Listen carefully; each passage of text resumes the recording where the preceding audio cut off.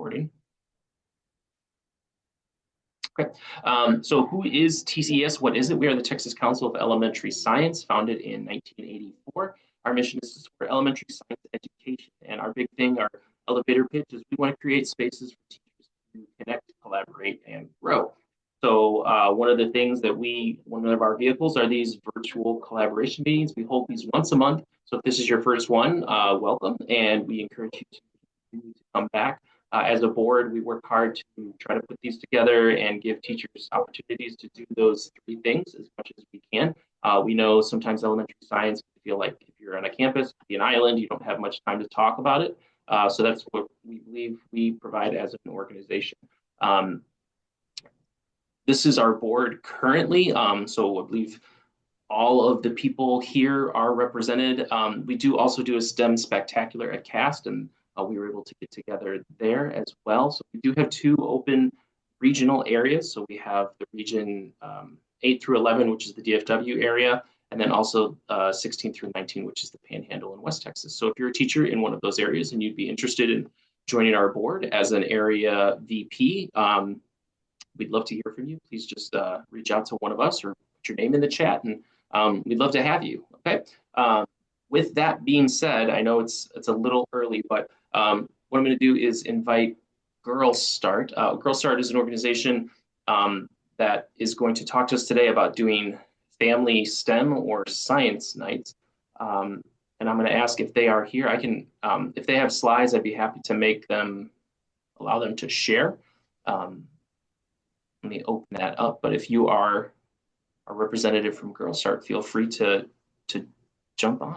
Well, welcome. My name is Caitlin Walmstead. I'm Girlstart's Chief Program Officer.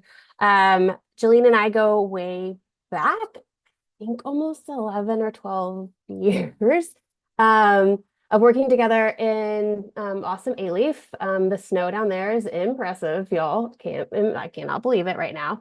But for those that are not familiar, Girlstart's mission is to empower girls through STEM.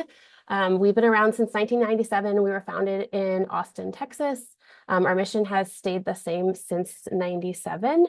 And we run after school, summer camps, one-day events, girls conferences. And over the last decade or so, we've started to expand and grow where our service region is. So in Austin, we're definitely from Georgetown down to Hayes. We have a few programs in San Antonio. We have one in Waco. About 11 years ago, we came to the Dallas region, have about 4 districts up here. Houston, I think we're about the same, 11 or 12 years, primarily in A-Leaf, expanding a little bit outside of that. And then additionally, I actually run programs in the California area and the Boston, Massachusetts region as well.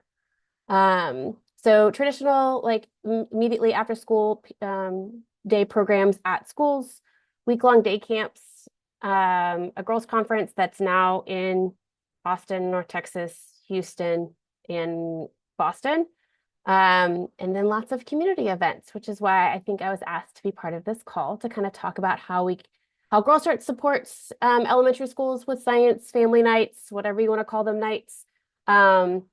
Especially if we're in your region. And then additionally, if we're not in your region, I have some of those activities that you can find and download that Kelly was like, I was always looking for new things. And I have lots of resources that can hopefully help you with that.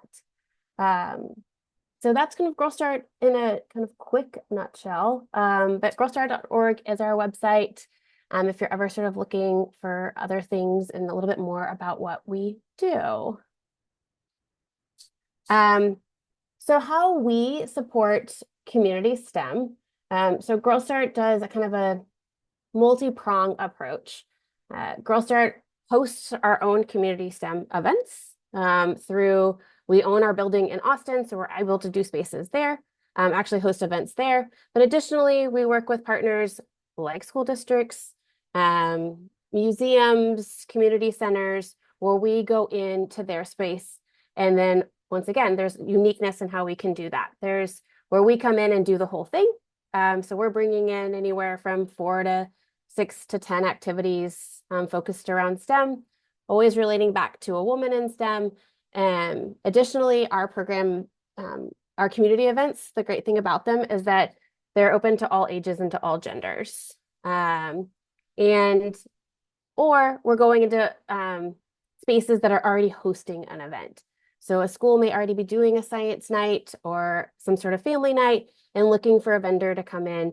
As Kelly was mentioning, like, I just can't think of one more activity. Who else could help? Girlstart can come in and help you with that, and provide the support in that sense. So as I mentioned, our current regions where this is like ideally plug and play as best as we can would be most of Austin, a lot of the Dallas region, Houston, down in the Valley, and San Antonio and Waco. So if you're outside of those regions, keep listening. I'm going to show you in a minute where there's definitely more places that you can find free resources and easy to plug and play activities. But if you are in one of our regions and you're like, it'd be really great that I could maybe pass off a couple activities to come in and Girlstart to come in, please reach out. The website's here. This is obviously really long to remember, but you can just go to girlstart.org and remember as well. And obviously you can always reach out to Jolene, who she can directly connect you to me or any of your board members, as they also have my email address. So part of the things that Jolene had asked me to share was also just some tips and tricks about best practices of things that Girlstart has done, but also things that we have seen when we go into many science nights across our regions. As we kind of all know, we're looking to kind of build the school community, either kind of like kick off the school year or kind of kick off a season within the school, sort of an incentive to attend a PTA meeting. Obviously, it's meant to be fun, and there also could just be something you're trying to learn, do something new. Things that we have seen that make it really work well, try not to be more than an hour and a half. Having key admin welcoming people, that it really be in like combination with a PTA, PTO meeting. And if there's not a meeting, having volunteers being able to like welcome people so they kind of know where they're supposed to be going. Definitely making sure things are quick and fun, open house format, and not really kind of like a formal timeline for like activities. So I always think of them like kind of as a booth that they just kind of like hop back and forth to. Depending on the activity that Girlstart has done, some kids come and they last a minute and a half, 2 minutes. Sometimes you can get them to stay there for 10 minutes, like redesigning a parachute, as you see in this photo, over and over again, as some kids can really like dive in and get excited about it. Ideally in your gymnasium, your cafeteria, sometimes a library, librarians sometimes are like, really, you want to do that in here? So be mindful. Or if you're going to be in classrooms, have a map or lots of catchy posters to make it clear where people can kind of walk around and where they're trying to find. Obviously, don't forget to promote your event because you want people to be there. I will say I probably don't have added here, probably because it's never been in Girlstart's budget, but if you can have food at an event, that is also helpful. But obviously, no, that may not be in everybody's budgets. It's the school that my kid goes to, it's not in their budget, so it's completely understandable. Having volunteers, ask for teachers to help, ask for parents to come. If you're flexible, you can have them be with their kids, but also you could just be like, come without your kids, or this is a great way to incorporate your high schoolers to come back into the elementary school space and run activities for students. And then, Girlstart, we're really trying to focus on engaging the entire family, not just the students. Especially when it comes to STEM, there's so much value in a student seeing the adult that's with them also get excited, as it can also change their perspective on what they see themselves in STEM. So any way that you can ideally get the whole family engaged is a bonus, is a win for sure. All right, the good stuff. So over the years, Girlstart has created multiple activities that we have added to our website.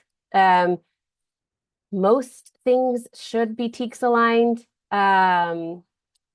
I will say things that are probably on the website right now did not have a refresher after last year. They probably aren't going to have a refresher.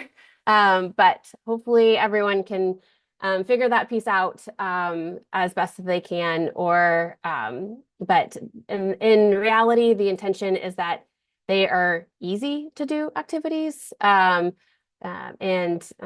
things that are just kind of like fun to do as well. So if I don't have to go to my website, but if you get to the Girlstart website, there's a what's it called, a menu bar at the top. If you go into programs, there's the one that says for educators. So if you go to that link, this is where you're going to find a handful of things.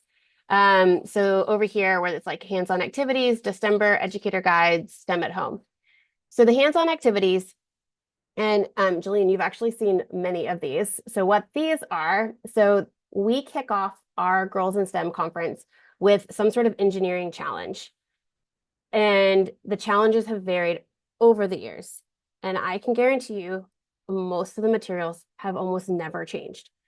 They're just a baggie of materials with some sort of a challenge. And sometimes there's like, you need this unique thing. Okay, that's great. But the great thing here is like just skin through, and I bet there's at least 12 of easy things that you could definitely make a table of supplies you have from your closet that you can throw on a table, and you have a prompt. So obviously your fifth graders, they can really dive in, but your kindergartners who can't read, obviously, but can have some sort of success with something small as well. So there's a lot of activities there that are easily to be incorporated in kind of any fashion that you wanted to do. December, which is here's the other kind of my plug for our December. So December is 31 days of hands-on activities that we launch in the month of December. I have definitely slipped up and said December instead of December multiple times in my life now. Back on here, when you go to, I think it's this educator guide one, there's a link. If you click, and yes, you have to give me your email address, but you're going to get access to the last 11 years of December guides. And so they're packaged as PDFs. There's 11 PDFs of hands-on activities. And the way that these lessons were written was the intention was that a non-educator could do them. So the grandmother, the mom, or the dad. So this is one of those things that you could easily give to a parent volunteer and be like, they should be able to figure out how to do this. They range from like second to sixth grade teaks. There's a handful of things like you would have to source, like an LED or a coin cell battery. Like those are for science teacher, that's probably a nothing, but like obviously for parents, sometimes they're like, that's a little bit harder to find. But a lot of it's also just like common materials that you can find. And the great thing that I love about educators is that y'all are so resourceful and you're able to be like, oh, it calls for this, but I could probably use this and just make it work. So always a great thing there. And another thing that's in the educator guide, Halloween is kind of a good time. A lot of times people want to do events around Halloween. We pulled together like 9 activities that are all like Halloween spooky themed around STEM that are already put together in a guide that you could download and utilize however you wanted to use it as well. So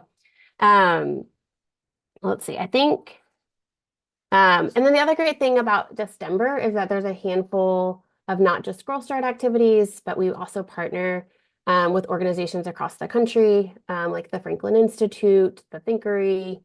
Trying to think, there's way more that are just not coming to my brain at the moment. There's just you get a plethora of activities and ideas. Once again, it's all completely free. 2024 is live on our website right now. It's an interactive virtual calendar. I realize I do need to put the 2024 educator guide in the download. But there are lots of things there. Let's see if I've gotten all of them. Yeah. So as I kind of dropped in at the very beginning, and Kelly was specifically talking about, I'm always looking for new activities, changing it from year after year after year. Hopefully this will help you for next year when you're planning your next one of where you can find resources of kind of quick and easy activities and modify as needed just to sort of spark your brain of things that you want to be able to do.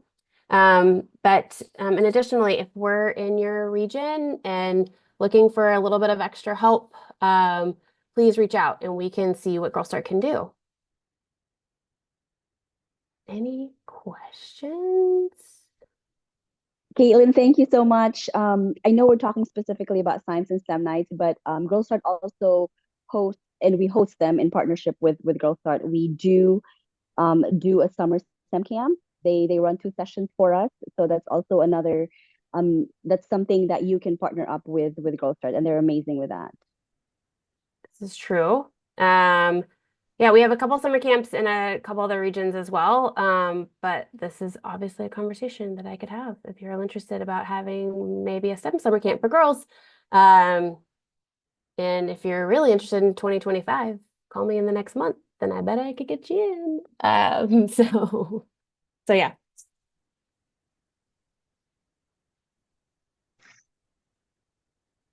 Well, thank you, Caitlin, for Yeah. the information. And actually, if you'll stay on with it a little bit, I was thinking, so you just threw out a whole lot of information that was fantastic. And I'm sure people would love just some time to kind of sit around and just kind of poke around. Jillian put the link into the chat, which was fantastic. So what I think we'll do, and I know Nellie said she's got a family STEM night coming up. So what we'll do is we'll just jump into breakout groups. So we'll just be in some small groups, and that way we can kind of digest together all of the wonderful things we just heard. And then we can also just kind of pitch ideas and thoughts to each other based on, what we just heard. And then also if you guys have your own unique experiences about hosting a family science night or a family STEM night. And then I'll just um, I'll just assign everybody kind of randomly, and then we can just jump in and get to meet some people. Like I said, connect, collaborate, grow, all the wonderful things that we hope to do with TCES. So for now, we'll jump into our breakout groups and talk about our own experiences with family science nights. Let's do that. Okay, so those rooms should be open. You go ahead and jump in.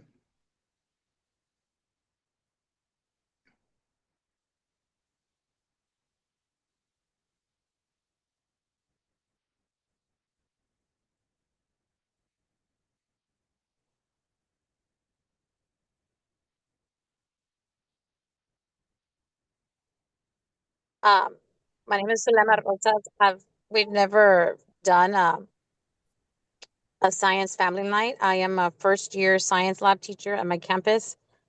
Um, this is year 22 for me in teaching. I taught fourth grade. I taught fifth grade for many years, and then I jumped on to the science lab this year.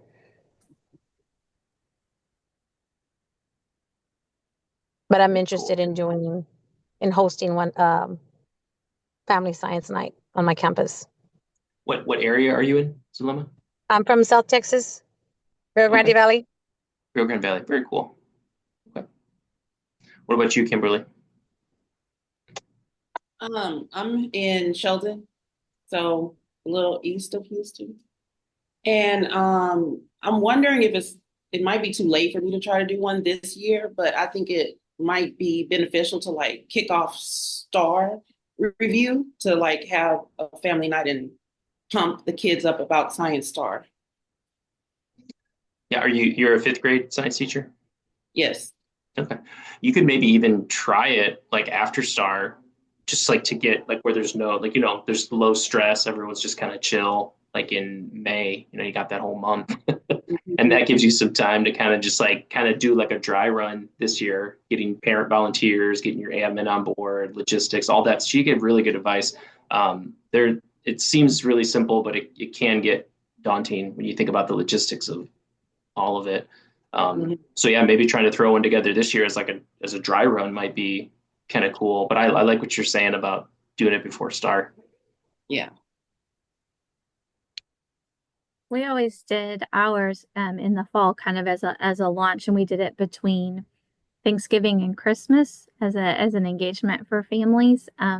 But also that gave us a really nice theme. We could always winter theme it. And so it was, marshmallows were snowballs and, the different STEM ideas. But we've used the December calendar from years previous to pull some of those ideas. because after the first year, we were all like, okay, we all gave our best idea and now we're kind of stuck. And so I appreciate her sharing those calendars. I didn't know you could go back in for 11 years and access. I'm just thinking that's like 330 ideas. I'm like, yes, using simple materials. Yes, I am in. So got to go download those. Yeah, we did. We were fortunate. So the Fort Worth, so where I'm in Fort Worth, and the Fort Worth Museum of Science and History does like a family science night. Like they offer it as a package. And my campus, my principal is really supportive, and they give discounts to like if you're in a Title I school and stuff like that. And it was great. They had options like they would either come out to your campus and they would set up like in your library, cafeteria, gymnasium, all that stuff. Or you could go to the museum. So all you had to pay for was transportation. Like if you get buses and get your school community to them, or I mean, they could drive themselves. But you know, people, it's easier for them to get to the neighborhood campus. And I will say it does help. Like if you can do pizza beforehand, like, hey, we'll feed your family and then we'll get you on a bus. So it's like literally a totally free night for a family. We always like when I first started, like it was like a bus, but then by the time we like really figured it out, we were like packing 3 buses of families just to go. And we just basically, they opened up the museum to our community and they just got to whatever they wanted to do. They got the whole museum to themselves. It was a really cool experience. So I know Houston has Science Museum, and I don't know much about, you know, down in the valley, but yeah, maybe reaching out to a museum and see if they offer something like that too. That was really helpful. I know the McAllen Museum recently, I want to say back in November, they did have a STEM night for families. And it was like Cool. it was a community event. And I'm sure there's others, but I just need to, and I just happened to come across them through Facebook or social media. That's how I find out about these events. And that's how I came across, well, I've been following this page through Facebook for about 2, 3 years. Well, maybe longer since I've been in 5th grade. Or how long has this page been around? Which page? I'm sorry. The Facebook page, the science teachers on Facebook. The 5th grade science teachers page back Oh, the open. Texas fifth grade science. Yeah. Yes, Yeah. About 2 years, maybe. 2 years. Yeah, I think Yeah. that's when Two, I three started joining years. this. Yeah. Very cool. I was Okay. driving, but I pulled over and I told my friend, "Oh, I forgot about the Zoom meeting." Like, let me pull over. That's good. Yeah. That's cool. I don't know the difference between a science night and a STEM night, though. I got to tell you, I don't know if there's like a benefit or like what you would call it, or you know what I mean? On one campus in my district, with I work for PSJ ISD. They had one in November, and I saw some pictures online through their Facebook on the school Facebook page, and it seemed like it was the students were presenting, but they were given a concept and they had to present to their families. But I was gonna message one of the teachers from that campus and see how they went about it because I was interested in doing one this semester. But again, I don't know whether to do it as a review, just like was it Ms. Glover had shared, or as a star review, or do it after star. Mm, yeah. That's always a conversation about like science fair in my district. Everyone's like, oh, let's do it after the STAR test. And for a while, it wasn't really possible because of how late it was. But now, as it keeps getting pushed up, people keep kind of clamoring for it. They'd rather do science fair after the STAR test. Um, we think about it, but yeah, I don't know. I think it helps because there was that one question last year on the 5th grade test where like they specifically had to know dependent, independent, and control On the variables. And control. I think my teachers who do science fair every year were less enraged by that question because they're just used to doing that, you know, as part of a science investigation, you know. But our teachers who don't usually do science fair, they really felt like it came out of left field. So there's a benefit, I think, maybe to doing science fair before the STAR test.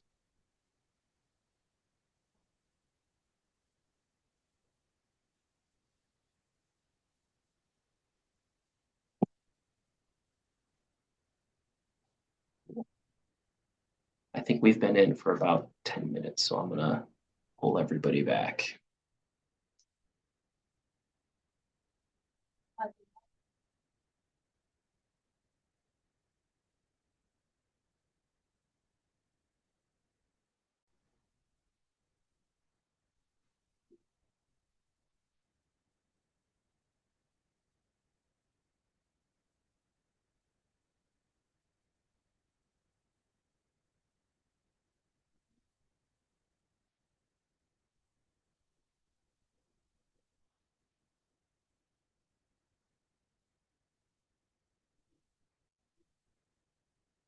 Where'd everybody go? We always say this is the sign of a good breakout group session when people don't when they trickle in from their breakout groups. That means that the conversations were really good. That's a good sign. Awesome. Yeah.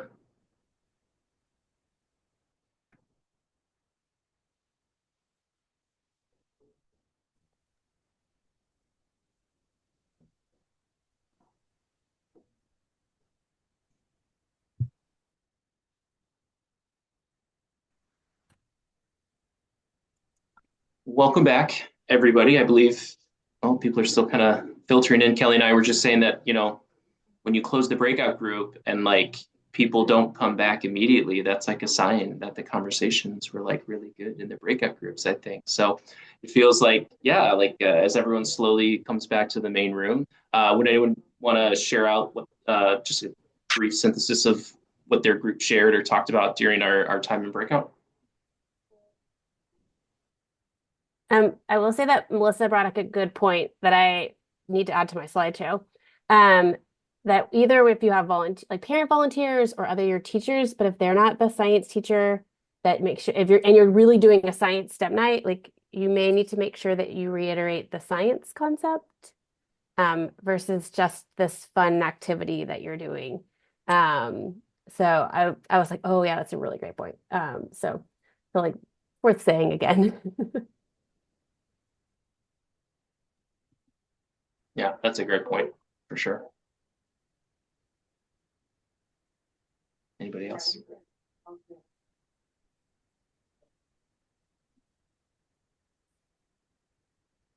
We just chatted about timing.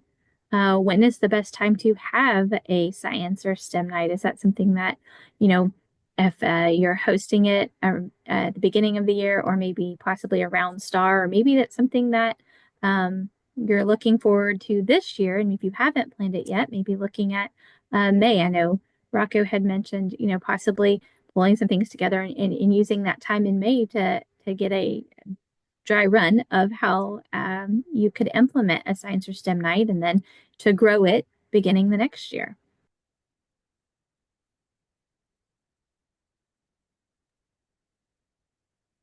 Yeah, thank you, Kelly. Go ahead, Melissa. I mentioned a little bit of the having a lot of different activities going on. If you've only got 6th grade levels going on with 6 different activities and they go pretty quickly, you're only there for 10, 15 minutes. And so it's if you have a couple different things going on, different spaces, spreading things out. Our school does it in the hallway.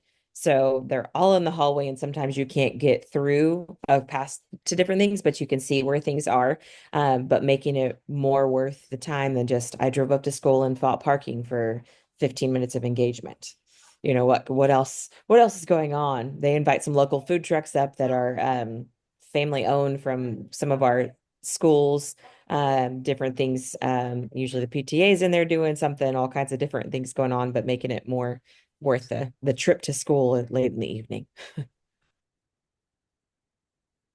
We also talked about inviting middle school and high school kids to your STEM night to help. In A-Leaf, I know our robotics club is really, really involved. So a lot of our elementary schools invite them. Our National Honor Society also comes. So that's another set of hands or help that you could have during science or STEM nights. A lot of the robotics clubs also have an outreach arm that that's part of their mission or part of what they're supposed to do. And so they come out a lot, and a lot of high schools have them. So obviously Girlstart tracks when we get requests. I would say our biggest months of requests for science nights are in October, February, and March are the biggest times when people are having typical science nights, just FYI. Caitlin, you said October. Did you say February and March? February and March. Yeah, a lot of our schools hosted in November and October, November, and March. There's a lot of schools that do things around science fair, which I think it's like a cycle. And so like they try to get their science night in around a science fair as well.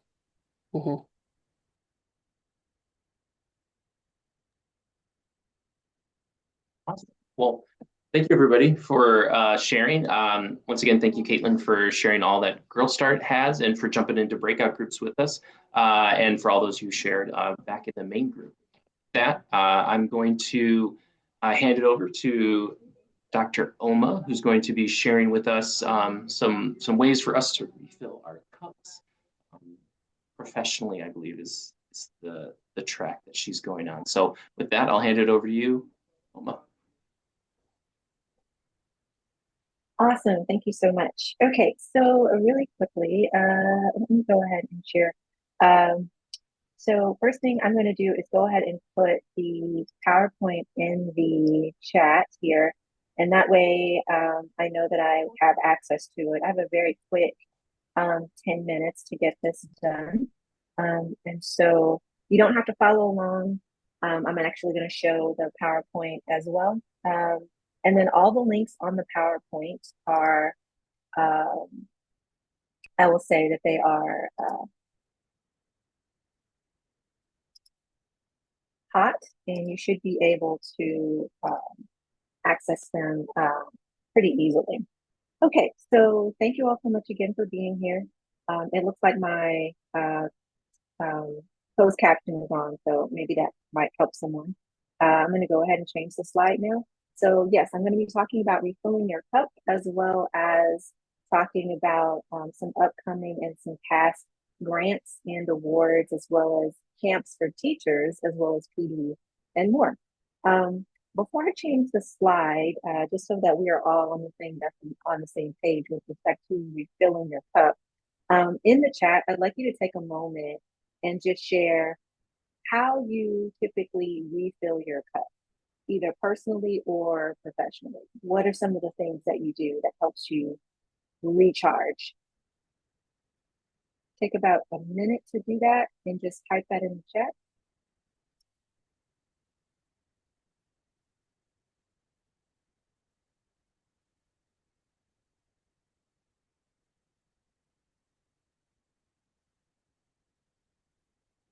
And whenever you want to press, oh, we have some coming in.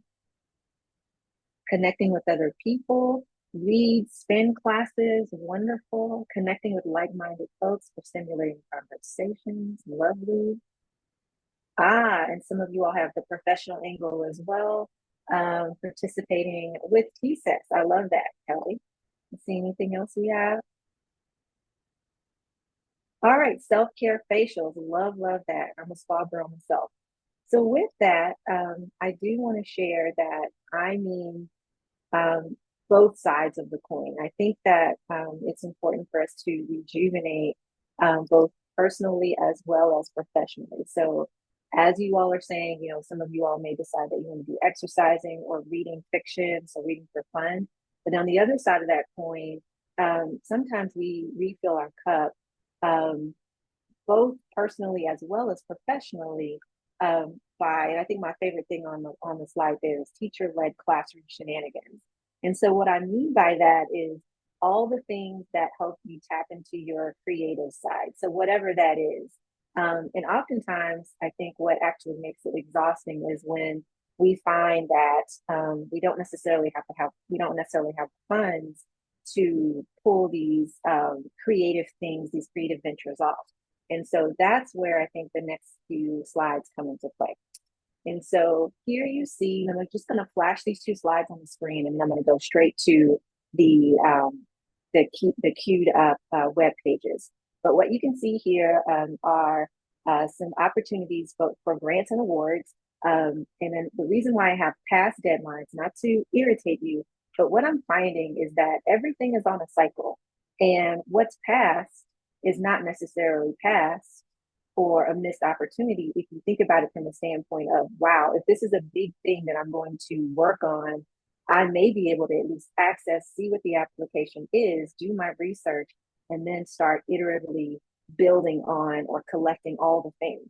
So that's one of the reasons why I started off with this really big moonshot type of big deal type of fellowship for teachers that has recently passed, and that is the Albert Einstein Distinguished Educator Fellowship Award. It's a year-long sabbatical. You go away, but as you can imagine, the bigger reward, the bigger the reward, the more time consuming the application. Smaller grants that I think are just fantastic for teachers if you feel a little intimidated. One of my favorites is Pets in the Classroom grant. So if you're interested in having fish, lizards, tortoises, I'm one of those teachers that people that go to the CAS conference and there's nothing for you to see a snake dangling around my neck. Don't have any snakes, but always wanted to be that teacher. If you want to write a grant, say for $150 from either PetsCo, PetSmart, Pet Supplies, Pets in the Classroom is a great source for that. Really quickly, I'm going to flash to the next screen, and I'm going to actually take you to the website so you can see these are all hot links. So here are some opportunities for camps, professional development, and more. So of course, from the standpoint of leadership opportunities, I want you to be aware, if you've ever thought about being on the board or the council for the National Science Teaching Association, their deadline for nominations and elections passed, just like for the Science Teachers Association of Texas. I like to say, if you are on this call this evening, you are certainly a fabulous, fantastic candidate for either of these large entities. Do not be intimidated because you are certainly a leader. You are here on a snow day, you're getting professional development. That shows your commitment to your profession. Other sides of the coin, one of my favorite things that's actually coming up is the ASM Materials Chemistry Camp. They have several dates around in June and July. So the applications are open currently for overnight camps that are just a tremendous asset for elementary as well as middle school teachers. And of course, we have the peaks that have changed. Let me say it, they've changed. And so some of us are looking for alternatives to 5 instructional cycle. One of the things that my colleagues and I at University of Houston Clear Lake are interested in would be anchored inquiry training. These are free online trainings offered from BSCS, which is the maker author of 5E, if that is something that you're interested in. So very quickly, I'm going to stop sharing real quick. And I'm going to take you to I'm doing a time check. Yeah, I'm doing pretty good here. I'm going to share there we go. And I'm not sure if Caitlin is still on the call, but Girlstart is on here because I made a point of signing up for their newsletter. So Einstein, let's start from the very beginning, from the very first slide that I wanted to show you all. So here's the web page. This is a big ticket item. The page is here. All of the information on how to apply and key dates are there. The next site, the Georgia Pacific Grant opportunity, it's also considered a past event. All of the information for filling out and submitting a grant is here. These are some of your larger grants, whereas the Texas Yes Project, they are currently on hold for the 2024-2025 school year. But again, this is something that you might want to plan for by gathering materials, checking it out, maybe trying to see who's won in the past, contacting them, and getting all your ducks in a row to participate and rather write for a grant next semester or next school year. The Texas Retired Teachers Foundation, with everything happening around the southern part of Texas, they even have a disaster relief and a Laird Pritchard, a Helping Hand Endowment Fund grant that you can certainly write from. So all of these links are live on the presentation that I just put in the chat. I highly recommend that you check them out. And then one of the ones that actually jumped out at me that I thought was super, super accessible. If you are a first-time grant writer, would be the Heart of Texas Electric Co-op grant. We're talking $500 grants for teachers kindergarten through 12th grade. The application link is here. And then, who does not love Target? Target is one of our number one spots. I found out by looking at this particular site, you're actually able to write for gift cards. So as we talk about STEM family nights, door prizes are another big way of getting a nice draw of people to actually come to your STEM night. You can easily write a quick grant or application to the Target Foundation grant program asking them for gift cards. And as I sort of scrolled down, I remember seeing something from earlier today that said something about them offering $50 gift cards. I think if I click one of the links, oh yes, here it is, $25 to $50 gift cards with a maximum donation of $500 per year. So Target, who doesn't love Target? Moving on, we have Pets in the Classroom. I mentioned that. The links are live. You're actually receiving a coupon grant. What's actually cool about this particular grant is you can extend the offering to get $50 each year after you get your first $150 seed grant to set everything up for actual animal upkeep and care, which I thought was nice. I'm looking at my time. Rocco, how am I doing? You want me to pause? No, so we go till 45. So I'd say you can go till 35, 40 if you need to. All right, perfect. Thank you so much. Okay, just want to make sure I hit all of these tabs that are open purposely on my screen. So, PACE, one of the cool things about the Presidential Award for Excellence in Mathematics and Science Teaching, again, heavy lift. So I think you all see the trend here. This is this might be what I would consider a moonshot opportunity. It's a lengthy application process. The other thing that I think you need to be aware of, just like TCES is an elementary/middle school organization, we support all the way up through 8th grade now. You need to know that the PACE Awards actually are K through 6 on the even years and 7th through 12th grade awardees on the odd number years. So this particular application year is for 7th through 12th grade. It's actually due pretty soon. And so you're going to see it in the past category because I recognize that we're primarily on the lower end. I believe the application is due February 6th. So it's one of those things that's sort of like right in the middle. February 6th. So if you are indeed a 7th through 12th grade person, then you still have time to get this application in. But if you are an elementary person, I would strongly encourage you all to start pulling together your videos, your letters of recommendation, and so forth for next year's application, which will be K through 6. And we've had some Houston winners. It's been, or I should say, some Texas winners. It's been a fabulous road for our Texas contacts. The other thing I want to mention to you is the AAE's National Scholarship and Grant Program. They actually have application deadlines both in October as well as March 1st. These grants are also actually a little bit more accessible, meaning they're around the $1,500 mark as far as being able to write and potentially win and have this for your classrooms. Another grant, the Voya Unsung Heroes Awards Program. What's cool about this particular grant, it's due in April, so it's a little bit further out, and teachers are eligible to apply. They're looking for effective and innovative projects to improve student learning.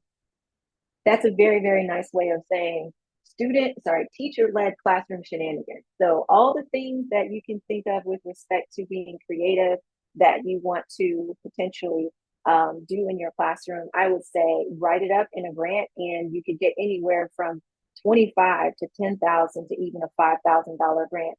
There's also lower level grants for $2,000 as well that I think, again, be thinking about what's accessible to you. How can you build up your confidence as you increase your writing skills? Moving on. we have the NSTA elections that recently passed. And so they actually extended their deadline all the way up through early January for board positions and leadership council positions. They are looking for people, as they have actually changed their leadership structure all over the United States.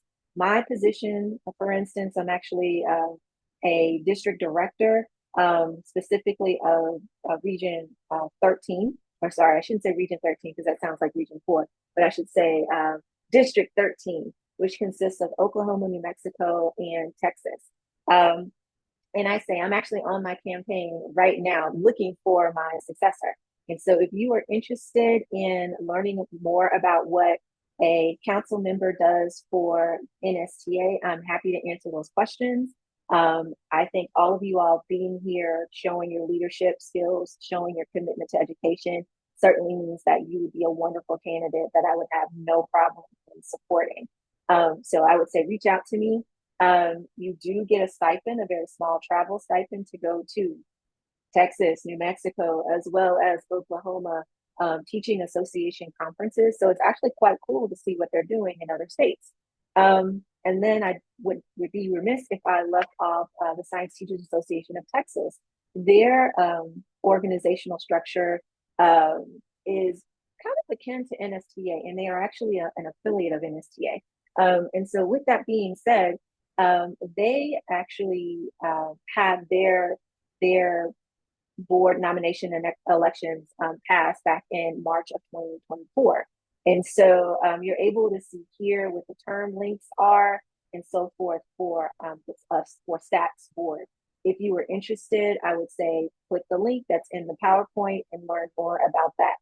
Some upcoming online professional development that I think would be super accessible to everyone that's really, really interesting would be Flower Garden Banks, National Marine Sanctuary, Seaside Chats. They're actually going to be talking, doing some 1-hour sessions coming up really soon. All you have to do is click on the links to register.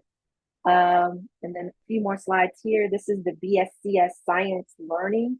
These are the guys that actually authored, came up with, they are the think tank behind the 5E instructional model. So as we change and learn more about three-dimensional teaching and learning, I would highly encourage you all to take a look at and register for these upcoming webinars. As I said, my group is particularly interested in what's known as anchored inquiry learning that's coming up on February 13th. This was pitched starting with the January 22nd through February 27th session as like I'm going to say a full cadre of PD. So I would highly encourage you all to go to all of them if you can.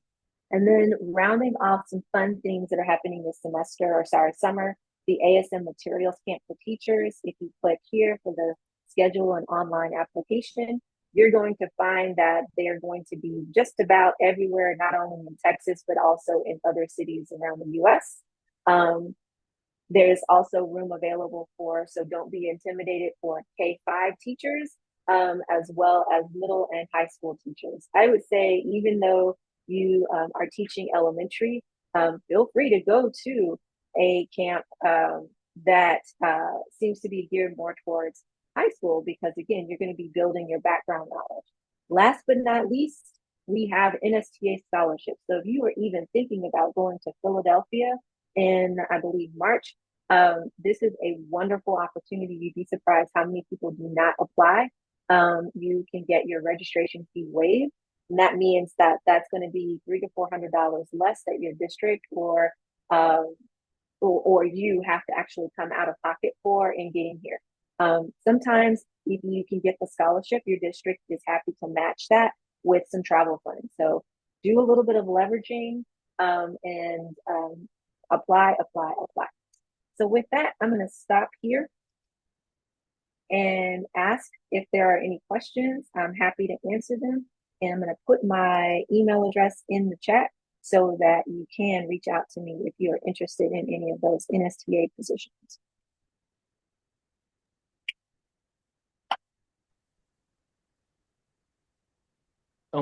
So I would just kind of throw out a question. So you seem to have experience with like not only like completing these, but it seems like maybe you've read a couple of applications yourselves and maybe been, you're in some leadership positions as well. Is there any tips if we have some teachers who it's maybe their first time doing grant writing or doing application writing?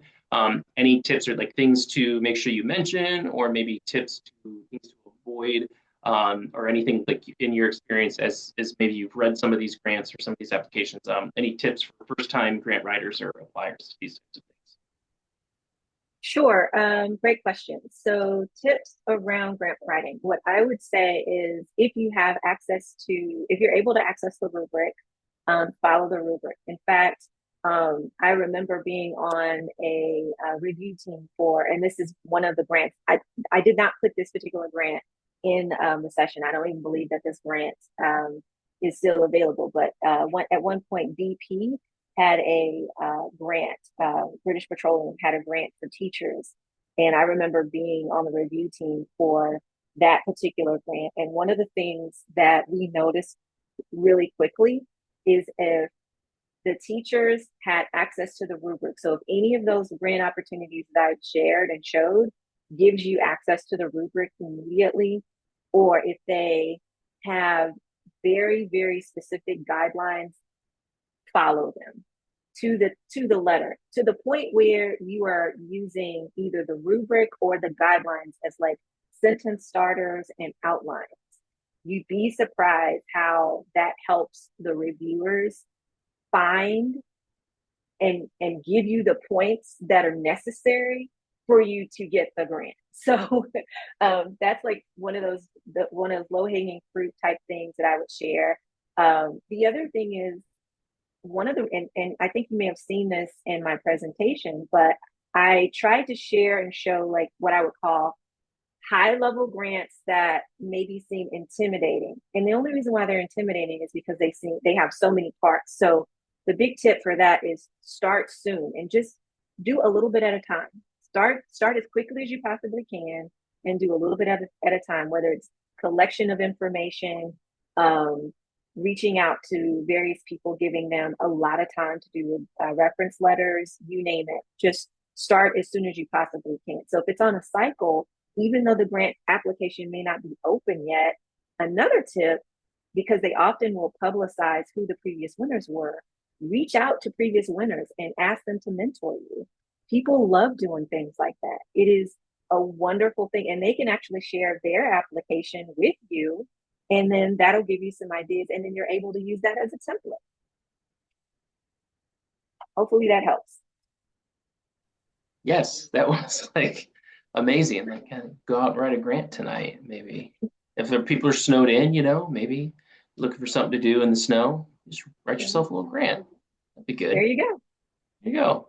Well, thank you, Omah, for all that wonderful, wonderful information. So we are just about at our time. And so I had some people reach out. I know because of the weather, they weren't able to make it tonight. So for those of you who are with us here, thank you so much for attending. We will send out from the TCES email, like how you've been getting communications from us as an organization. We've been recording this call, so we will throw it up on YouTube so you can rewatch it. There was so much information, I'm sure. Being able to go back and find a screenshot of a grant or something from Girlstart is absolutely something I'm sure some of us would like to do.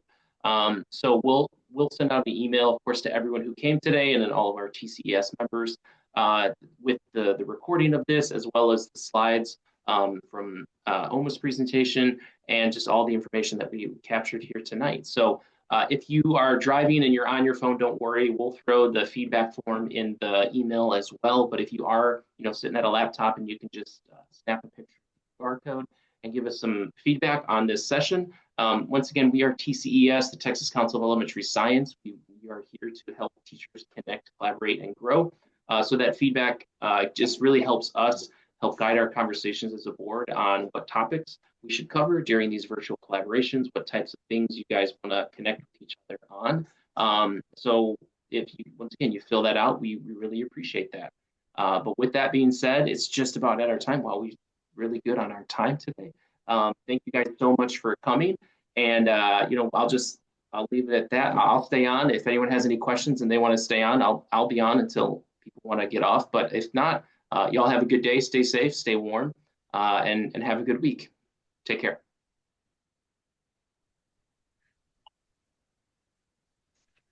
Thank you, guys.